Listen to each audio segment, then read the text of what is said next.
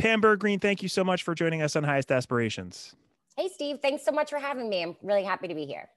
Yeah, I'm happy to have you as well. I was just thinking that you're, I think, like the fourth person from Ellevation we've had on. I've been really sort of cautious about bringing folks on from Ellevation just because I don't want people to think we're trying to promote our people. But you have a really interesting sort of career path and background that I think will provide listeners with some really interesting context around math and language education. So I want to start in kind of an unconventional way for this podcast, which is to tell us a little bit about that career path and how that's kind of informed you moving forward. Sure. So I started as a math teacher on Long Island and in Amityville. I did that for a while. I also taught in New York City. So about 10 years of teaching high school math. And then I transitioned to curriculum writing and wrote for several different products before starting here at Ellevation about a year ago. Great. Yeah. So that trajectory, I feel like gives you a lot of different kind of perspectives into math education. And so let's start with your teaching experience on Long Island. I know that when we talked before, you said that the supports you had for ELs weren't sort of working the way you hoped, which is unfortunately not uncommon for people. Talk to us about how pulling students out specifically for math intervention may have actually hindered the progress necessary to help close the opportunity gap. Sure. Well, I think the most important thing about intervention and differentiation in general is to be really targeted and know like what is the support that your students need and make sure you're providing that support. So one example was when I was teaching, I happened to step into the L classroom and the teacher was, doing her best to review math with them, but she was doing something like area of a rectangle. And I was like, well, these students are in algebra and it's just so separate that it didn't feel like it was like that targeted support that the students really needed. So I think if there's a lot more, collaboration between the math teacher and the specialist, that it would just be much more effective and helpful for our students. Yeah, I think anybody who's taught can sort of envision what's happening there, that kind of separate room that a student's going to because the teacher doesn't necessarily have the capacity or the time or even the expertise to work with this student, but there's a disconnect between what's happening in both places. Mm-hmm. And that can not only be like just that can be a really major problem because the student might be doing something totally different. If you don't catch it right away, it can become an issue, as you just mentioned. So that's helpful. And then your experience working on math curriculum development, I think that's where it really gets interesting. And that's kind of why I want to bring you on, because you had that experience in the classroom and then you went on to kind of do that. How has that experience helped shape your view of math instruction for English learners as someone who's actually now creating curriculum, coming from the classroom and working with a curriculum that you're now in charge of kind of putting together? Yeah, so the first curriculum that I worked on, or the first product is Math 180, an intense intervention program. So actually not intended to be a full curriculum. It is intended to be this sort of separate intervention class. And, one thing that really carried over for me is that a lot of supports that are available for intervention students really do work really well for English learners as well, such as sentence frames and starters. And, there's a lot of what I consider binary relationships in math. It's proportional or not proportional or linear or nonlinear, positive, negative, et cetera.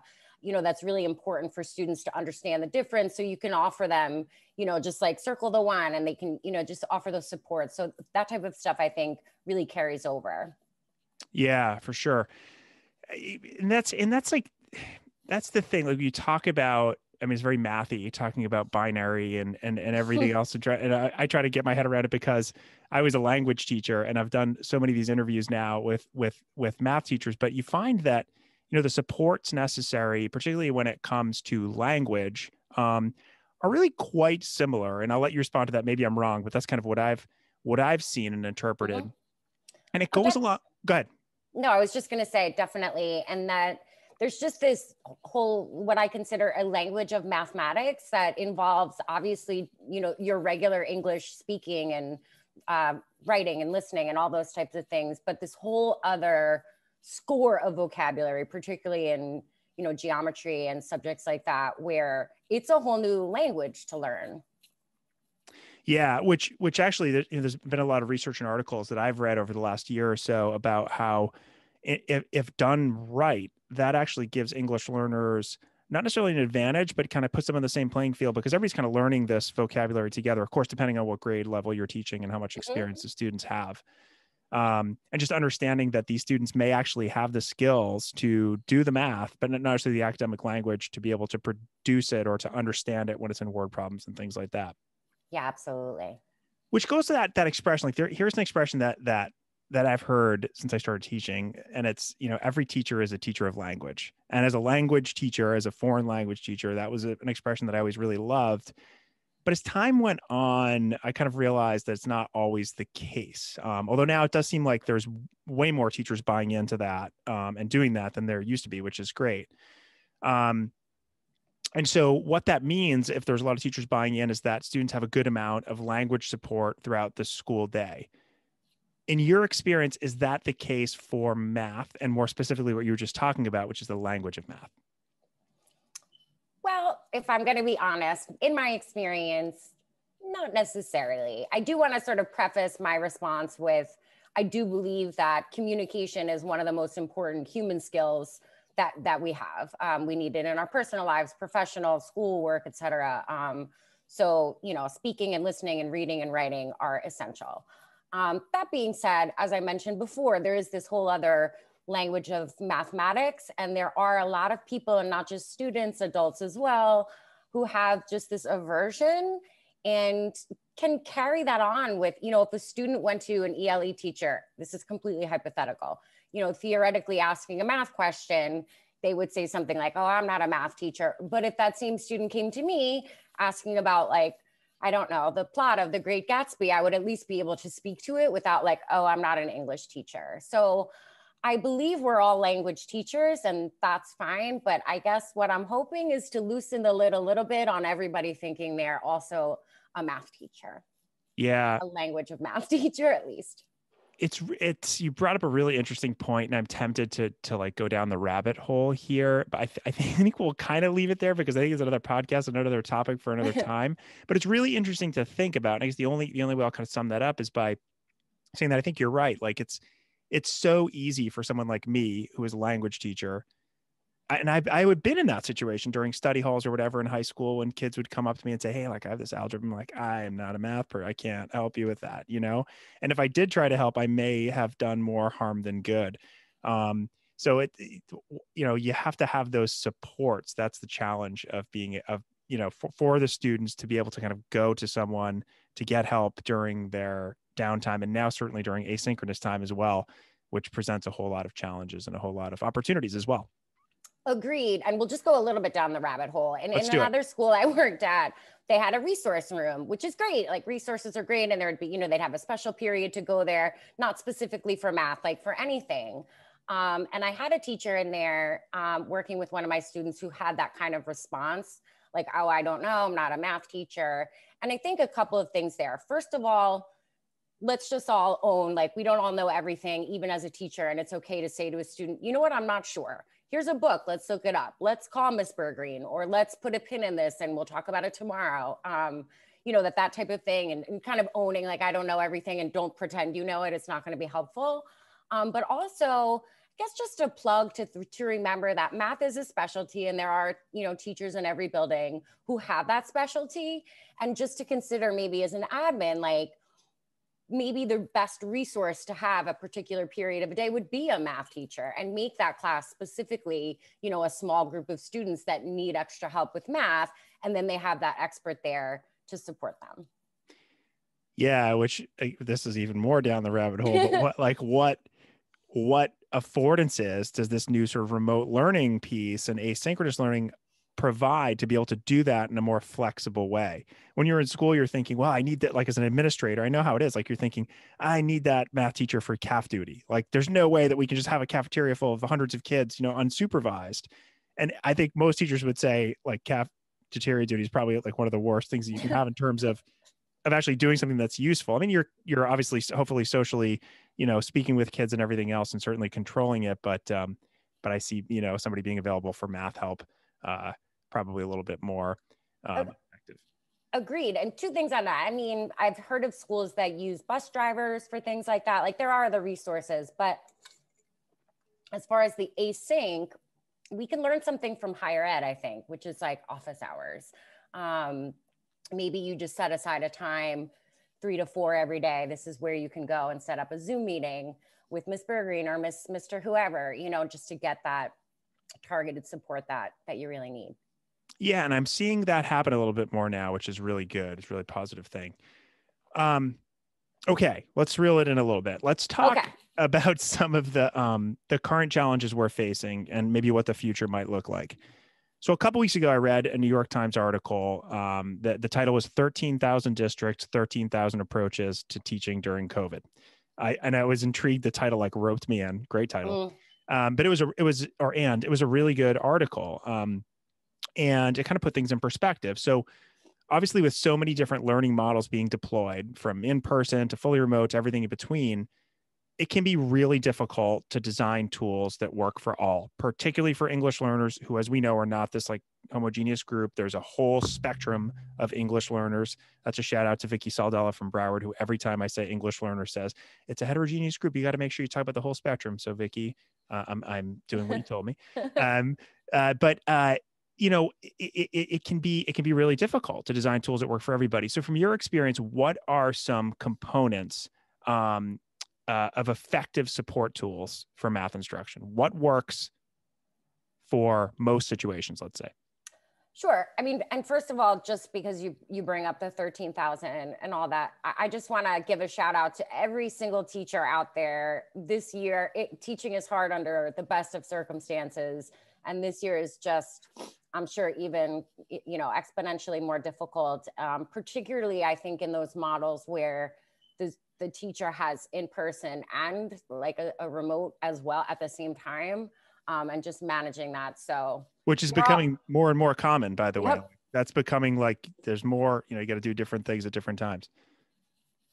So anyway, as far as tools, I mean, we at Ellevation really are looking to make tools that make teachers' lives easier. And it's something I feel like, at least hopefully, that I can really relate to, because, you know, having done it before, and like I just said, even under the best of times, it's extremely difficult work. So, you know, ease of, let's say, assignments, ease of, you have a curriculum, I can align certain primers to them, you can just assign them super easily. So I think it's that type of thing. It's the targeted for students. What do they actually need? Not just, my students don't know fractions, so let's just pile them all with a huge fraction review. So really, you know, making sure that you're giving that targeted instruction and making sure that it's really easy for teachers to use, to assign, and then to also, you know, gather data, you know, like light assessment data, and be able to use that then to drive instruction. So really being able to easily fit into that instructional cycle and loop and make teachers' lives easier. That's what I try to do every day. Yeah. And you just brought up two things that I want to take a bit of a deeper dive into. And one is making teachers' lives easier, and two is assessment. And maybe they can kind of overlap sort of in many ways as well. Sure. I feel like there's this, it's hard for some people to say, you know, my goal is to make teachers' lives easier, because I feel like they think that that is taking away from making sure that students have access to rigorous instruction. Do you know what I mean? It's like, I do. Well, is our job to make teachers' lives easier, or is it to make sure that students are going to be successful? But it's so crucially important. And you look at it like with just thinking about, you know, when I trained for Ellevation, I was training for our platform, which is it was basically a compliance tool to make sure that you could get the data that you needed, organize it the way you want, and report it out. That's a time-saving tool, but it also frees up teachers to do other things that are more important, or that not that are more important, but that are more kind of acute and they need to deal with right away. So I guess all that being said is, how do we do both? How do we create a tool that makes teachers' lives easier and also has an impact and an immediate effect on the students that they're serving? Is that possible, or are those two things that can work together? Well, the way I see it is, like, you have to be able to help the teacher so that they can help the students, right? And so I think that the main tool, or at least what I'm trying to do at Ellevation, would be not to, maybe easier made it seem wrong, but like knowing that you only have a certain amount of time in a day, and that already is probably going to be 10 hours a day, you know, either at school or grading or planning or whatever. So to have the type of tools where this is perfectly aligned to your curriculum. I know, you know, I'm going to be teaching, you know, adding fractions tomorrow. So the day before, they could assign an Ellevation math primer, and, you know, it's very easy to use and see it's aligned to your standards and your scope and sequence, et cetera. To be able to front load the academic vocabulary that students are going to see in the classroom the next day or the day after, you know, it's a preparation. And I just want to clarify on the front loading that it's not like what I remember when I was in English class, like we'd get a list of 15 words, and then the homework was write a sentence. And you could be like, my mom is capricious. Next, you know, it's like, so that's not what we're doing. The vocabulary is introduced in such a way that it is an engaging story, and they're exposed to the words that they will, you know, and the math concepts as well, lightly, not trying to take the place of what the teacher is doing, but to take a little bit of that load off. You know, outside of the classroom or before. I mean, there's different implementation models, but just to be able to have that opportunity to expose them to that academic vocabulary, the language of math, as we've been talking about a little bit before. So they're just a little bit more ready once they get to class. So it's not trying to take something away. It's trying to be a time saver and really be a support that is going to help your students see in the classroom, and you'll be able to see it, you know, on their face and their responses and everything. They're like, oh, I've heard this before. I'm starting to get it. And then they're finally getting there. I really appreciate you clarifying the term front loading, because I think that's like, I don't mean this to be punny in any way, but it's a loaded question or it's a loaded word, you know? Yes. Because we all have, I conjure up that image like as a first, second, third, maybe fourth year teacher teaching Spanish, and be like, here's your vocab list. We'll have a quiz next week. And like, you quickly learn that that's not working, right? That's not the way that we want to do things. And I also like, I appreciate you also talking about this, and I'm going to kind of phrase it a little bit differently and tell me if I'm wrong, but like, you're kind of, it's like when you have routines, right? In your class, we talked with Grace Kellermanic and Amy Lucenta. They wrote the book Routines for Reasoning about math, particularly for students in vulnerable populations, about how that reduces cognitive load.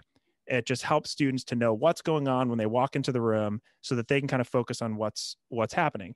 So I have to think that a routine in combination with familiarity with some of the academic language is going to go really far in reducing that cognitive load, so that while they may not be completely 100%, there on what the words are, or initially on what the routines are, the fact that they're in place helps them kind of function in a better way in class when they get there. Am I on track there? 100%. Totally agree. That's the goal.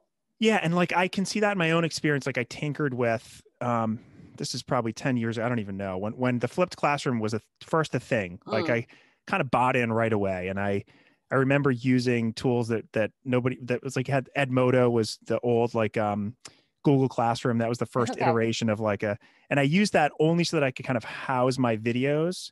And the whole point of what I was trying to do, I don't think I knew it at the time, was to try to get students familiar so that we went into class. They didn't have this, it wasn't like this huge burden to teach all the vocabulary that they needed to talk about a concept. We were talking about literature in some cases, and short stories and films. And I wanted them to have some of the language. And I found great success in that. The problem is that I had to create all that stuff. And there's a YouTube channel still out there somewhere of like all my stuff, and people actually still go there, which is surprising. But anyway, I see that in being, and also the other thing about the flipped classroom, I think where I was going with that is that those videos exist.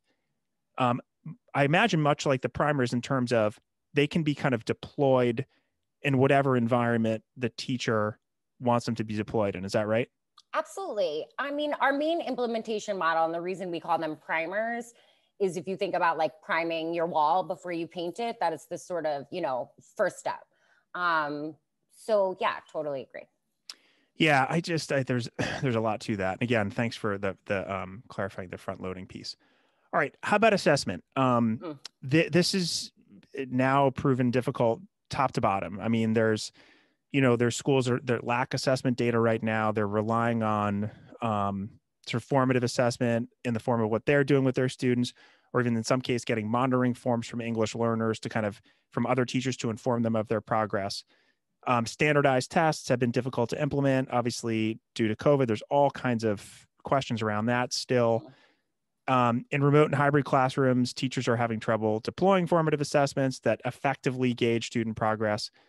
So are there solutions to these problems that will serve us now and that we can still use in the future so we don't have to reinvent the wheel again when we go back to school?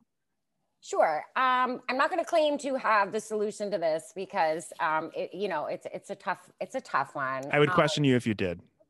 I know it all. No. So I would say too, that one of the harder things one of the things I used to use the most as a formative assessment, which can be so many things, but it can also be just a quick check, which I'm sure teachers are struggling with now. It's just looking around the room and, you can't see their faces. And so that's a challenge. The main thing I would suggest as far as formative assessment is, I guess, two things. One is keep it open-ended, keep it kind of low stakes. So you don't necessarily want to ask a question like, is this a proportional relationship, where you're going to elicit that yes or no?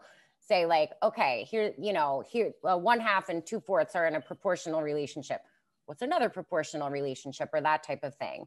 So leave it really more open-ended and give students a chance to, really, really respond using whatever language they have. That's the other thing too, is math is very important to write in math, but I'm not going to be concerned about, did they put the period or a comma in the right place? Just like express your thoughts on paper. The other thing I think is really interesting, and this could be assessment, and I think instruction as well, is to give students agency. I read a really interesting NCTM article about this, in particular with word problems. As we know, across the board, students tend to struggle with that. So you could give them a 3-sentence word problem. It's going to happen eventually. But like, what if you just start with a scenario like Pam and Steve both like to run? And just kind of say, what do you think happens next? And let them kind of like build the story and build the, and if they go too far, like trees and parks, you can rein them in a little bit, like, well, how far did they run? Like you can ask them some types of questions like that. But I think giving them agency is really important, and really lends itself to that like authentic modeling that I believe that the, writers of the Common Core, particularly, I'm talking about Math Practice 4, Model with Mathematics, that it's that agency that really goes a really, really long way with students. And I guess, sorry, the one other thing I'll point out too, which I think is really great, which is an Ellevation strategy, is a self-rating. And it's something you can do ahead of time and after, like, maybe right after you give them the primer, and then after you give them a lesson on it. And it could be about vocabulary. It could be about, 2 + 2 = 4.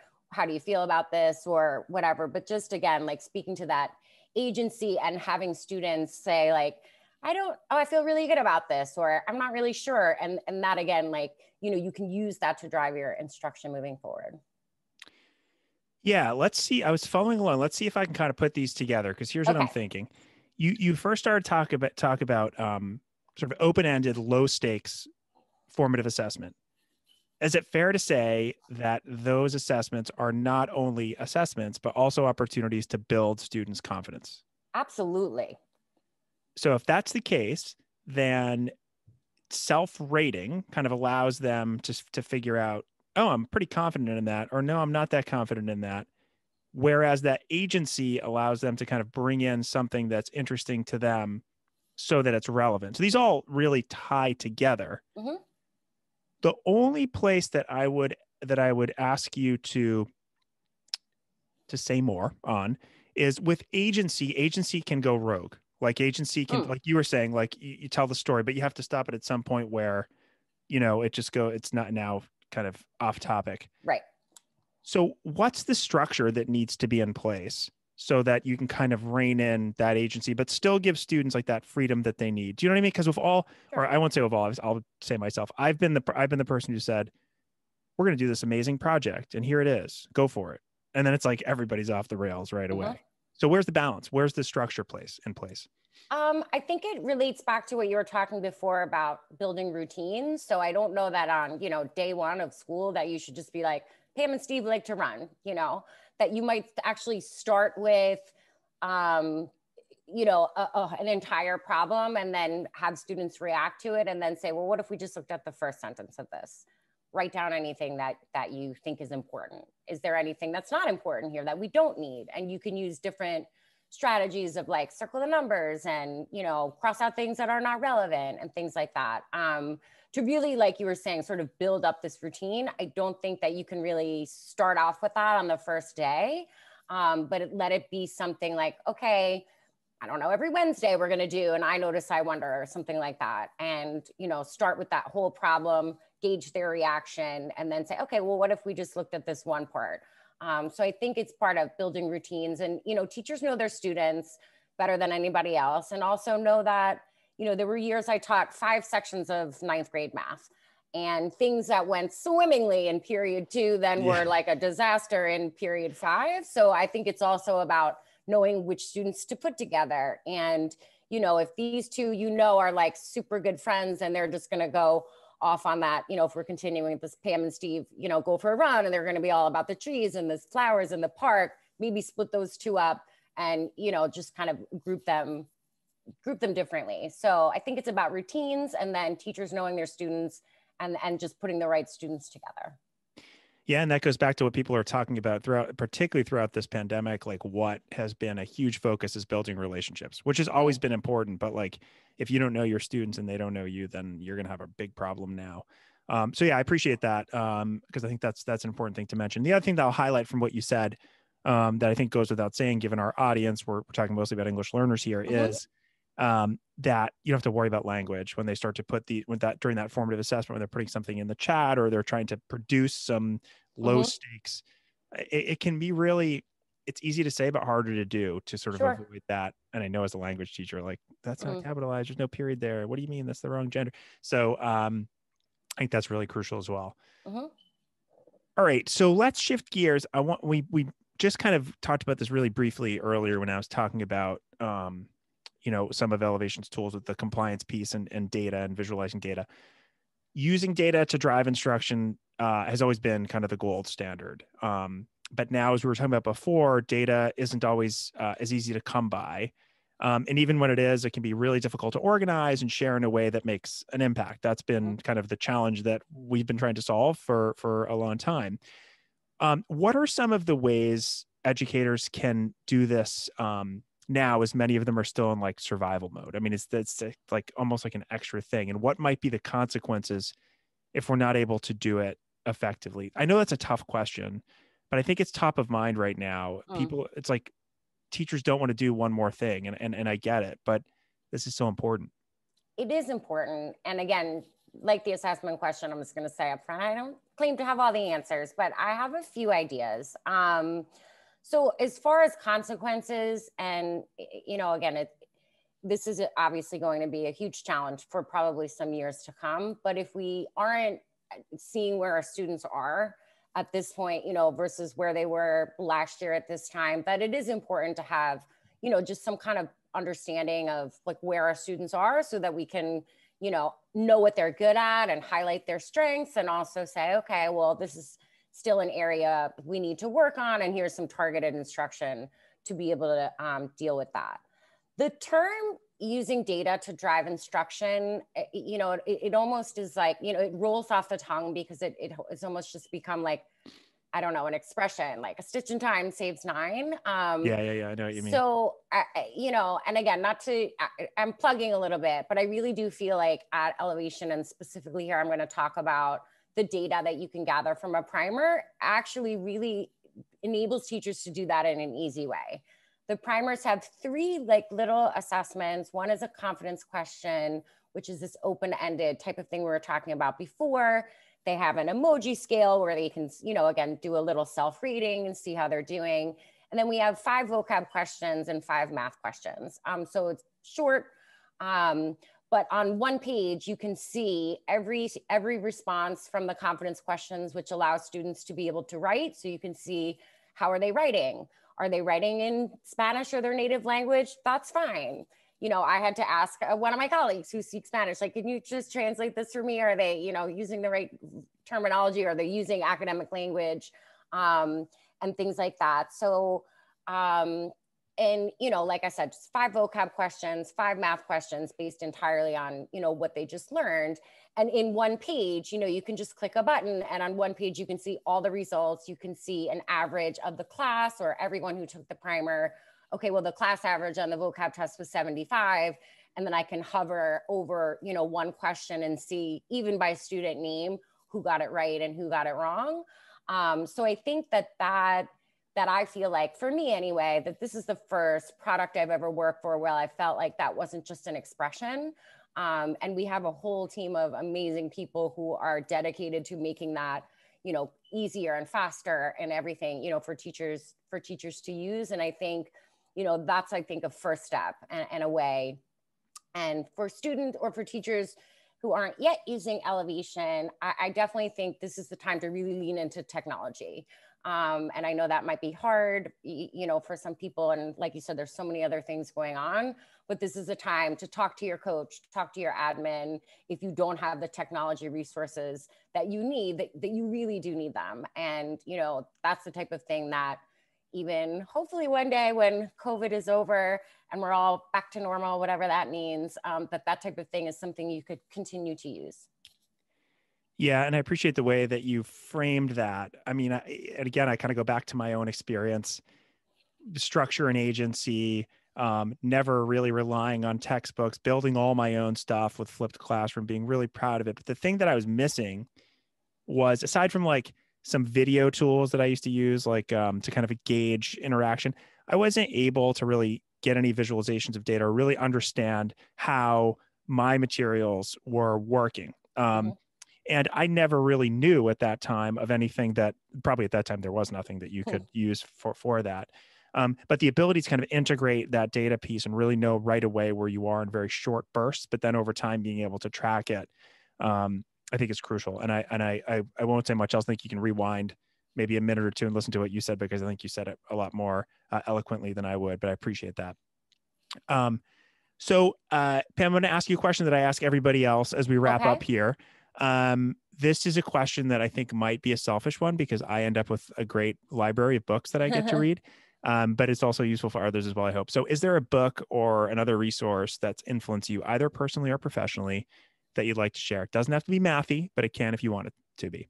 Mathy, did I invent that term, mathy? Is that a term that you did? use? I've used it many times before. So good. That's Just okay. making sure. I don't know if Merriam-Webster would agree, but it's fine with me. The book I'm going to recommend is called The Daily Stoic. It's Ryan Holiday is the author. Basically, it's like short meditations. I see it more as mindfulness. So each page, each day of the year has a separate page, and each month has a theme. So the month of February is about emotions, and so it's just a one pager, and it's just kind of like it takes a minute or two to read. So you can do it every day as you're having your coffee or, whatever in the morning. The one for today was about anger and how it's just a feckless, useless, toxic emotion, and just kind of thinking about, so it's like mindfulness. And I really think, I kind of alluded to it before, but particularly, when you're teaching or around students, that you really need to make sure you're taking care of yourself, so that you can take care of somebody else. It's like that airplane, put your oxygen on yourself first before your child, because if you pass out, you're not gonna be able to help them, right? So it's just that kind of thing. So make sure you're taking care of yourself. It takes 1 minute to read the day. So that's what I'm gonna plug. That's great. I'm going to order that one for Cool. sure. That's another one that I've gotten from guests, which is awesome. I hope other people will as well. And I like that it's short and you can do it every day. And it's funny, you talk about the oxygen mask piece and helping others, or helping yourself so you can help with others. We're going full circle here, because back in, I think it was April or late March, when we started the Look for the Helper series, which was really just bringing people on when nobody knew what was going on to say, this is hard. What am I going to do? And here's what I'm challenged. And a lot of people came on and talked about those things. The thing that they said more than anything else is self-care. Take care of yourself, again, so that you can take care of others. So I love it that we're back to that as well. Okay, last question. How can people, what's the best way to learn about the work that you or we are doing, whatever sort of applicable to this conversation? Sure, I'm going to share two things here. So the first would be to check out Ellevation's distance learning site. So it's distance.ellevationeducation.com. And on there, you'll see we adapted in March or April of last year 12 of our primers to be Google Slides. So they have the read aloud function that is so important in our primers. The only thing that it doesn't have the highlighting feature, but you can get sort of the read aloud there. And the best part about what we have on our distance learning that is not available with every primer, at least at this point, is an activity sheet to go along with it. And we really try to think about like knowing at this time, particularly, you know, in April of last year, like you just mentioned, like no one knows what is going on, that it's really important to try to make connections at home. So there's like some ideas of activities that you can do at home when you can involve your sibling or parent or grandparent. You could also do it on your own. Just for an example, like one of the primers is about a student, the character taking a train to visit his grandmother. And while he's on the train, he's choosing from the snack menu. So one of the at-home activities is make your own snack menu. What do you have in the fridge or the cabinet, and like assign prices and, you know, that type of thing, to sort of like really, we were really very conscious about trying to connect it to home and knowing that students were home, and like ways to kind of hopefully make it fun, you know, make a coordinate grid out of socks, you know, things like that. Yeah, that's great. And, you know, it just reminds me of a conversation I had with a math teacher just recently from Austin ISD. His name's Steven Mendoza. Awesome, inspirational guy. That podcast has actually been released. You can already listen to that one. But he was talking about the importance of making those home connections. And he was also talking about the challenge of doing that when you don't know what's going on at a student's home and you don't have the materials. You have to build all that stuff and create it. So here's a great resource that's free and available to everyone. That you can use, and it also kind of get you a little bit of a taste of what the Ellevation Math is all about, and some of our other products as well. So we'll link to that in the show notes, and we'll also link to the book, which is called The Daily Stoic. And go ahead. No, I was just going to share my email. I'm happy to talk about math with anyone who would like to. So it's pamela.burgreen@ellevationeducation.com. Maybe you could link that in the podcast as well, just in case my last name might be hard to spell. Yeah, absolutely. And I would definitely reach out to Pam if you can. She's very patient with us folks who aren't math experts, and is someone who clearly is really passionate about not only math, but how it applies to working with English learners. And with that, Pam, it's been really fun chatting with you in a different kind of context here and bringing you on to Highest Aspirations to share your expertise. So thanks so much. Thank you, Steve. It was great.